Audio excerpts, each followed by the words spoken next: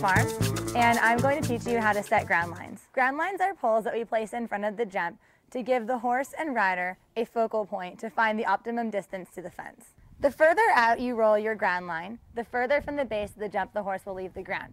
This allows the rider to train the horse to leave the ground either close or far from the jump, thus creating the correct arc to the horse's jump. If you roll the ground line directly underneath the fence, the horse will bring his front feet to the base of the jump before leaving the ground.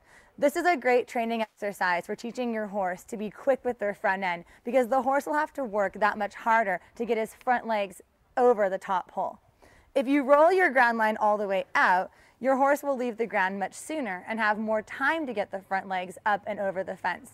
This trains your horse to have a correct arc in the air and to spend more time correctly holding his front legs up in front of his body. I like to begin by putting ground lines on both sides of the fence so that the horse can warm up on each lead, going both directions. One of my favorite exercises to do with ground poles is to set a 9-foot ground pole on either side of the fence.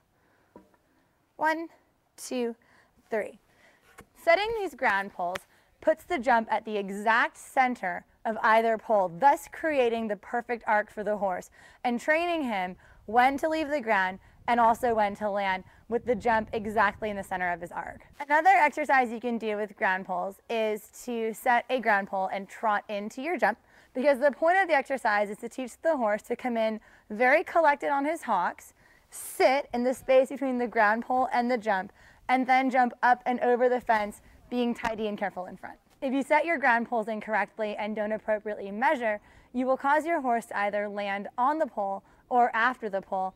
The way you set your ground poles will often be very dependent on the discipline your horse competes in.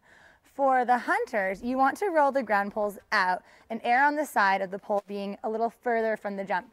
The reason why is because the hunter ring is judged on the horse's bascule, or arc in the air. The further away from the base of the jump the horse leaves the ground, the longer his arc in the air and the more beautiful he'll look in the air. The jumper ring is based on accuracy and speed. You have to get underneath the base of your jump, jump up and over your fence, and then quickly turn to another one.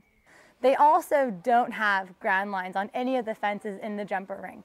So when you're training at home, use your ground lines to teach your horse to jump correctly, but then take the ground line away so the horse can jump the same type of fence he'll jump in the show ring.